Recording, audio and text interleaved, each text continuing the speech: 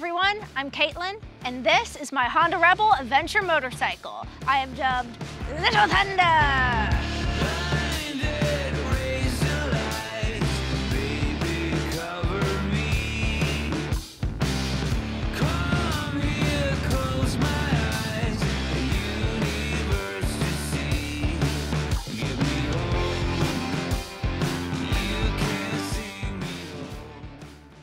Technically, my last motorcycle was Little Thunder, but we've since renamed it the Angry Lawnmower.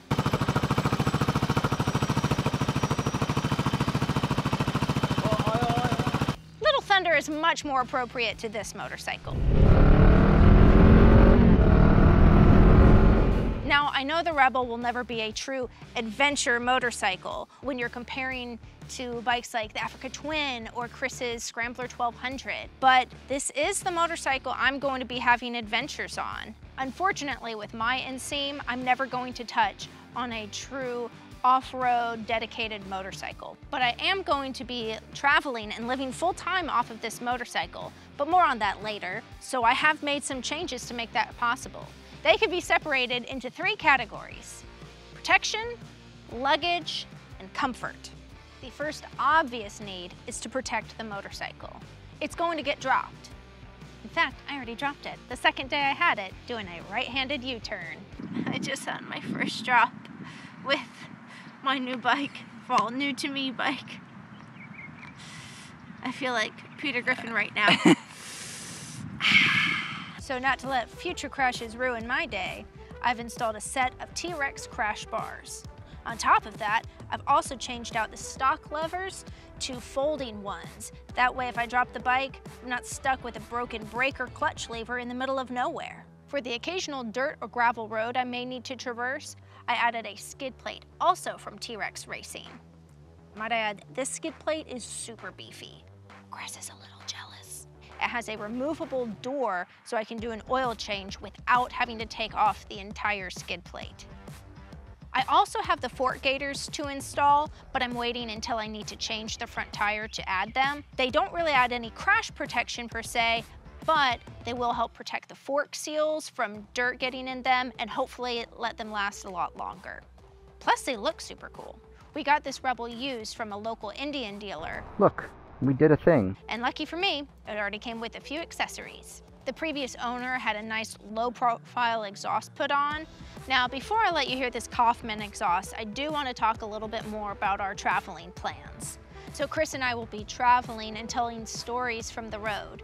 We're going to be sharing stories of interesting places and people all over North America. We have plans to go to Mexico in December, as well as Alaska next year. And we'd love to share these adventures with you if you'd like to follow along.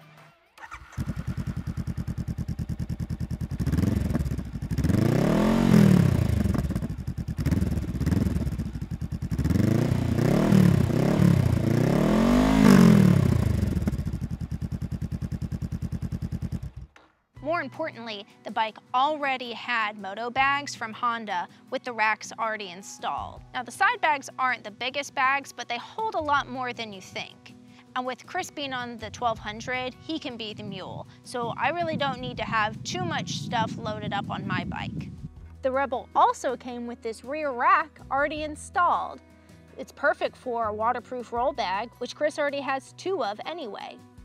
Just add a couple Roc Straps to strap everything down and I'm good to go. The Rebel 500 is not a touring bike, as many people on the internet will gladly tell you.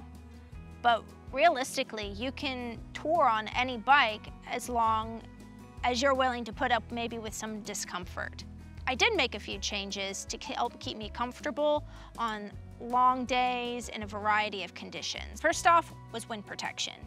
I went with the Dart Fly screen, and I went with a smaller screen only because I just wanted enough protection to knock the wind off my chest and move it up to where it was going over my head.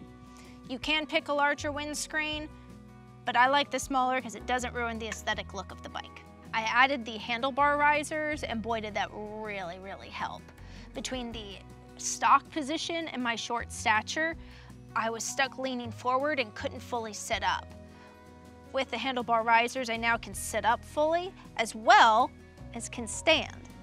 Speaking of, those times when you need to fully stand up, I added the tank grips so I have something to actually hold on to with my legs when I do stand up. Now for cold days, I installed the Oxford heated grips. Since I'm still searching for better gloves because my hands are very, very tiny, my current gloves are children's dirt bike gloves, which definitely do not hold in a lot of heat. So having these has been really nice so far. When Chris and I went through Jacksonville, once the temperatures had dropped, Chris was a true gentleman and did not put on his heated grips since I had not had these installed yet, and he suffered along with me. But now we both can have our hands warm. Also, for long blasts on the highways or interstates, we've added the Atlas throttle lock to give me some form of cruise control. These things are actually really cool. More to come on the throttle lock in a future video. For navigation purposes, I went with the quad lock. I also purchased the vibration dampener so it doesn't ruin my camera of my cell phone. At the moment, I don't have plans on changing the seat. I know a lot of people have complained that it's not comfortable, but I didn't have a problem with it when we did our Florida trip. Now, of course, my longest days were maybe 300 miles or so I might be singing a different tune 30 days into this journey. But as of now, stock seat it is.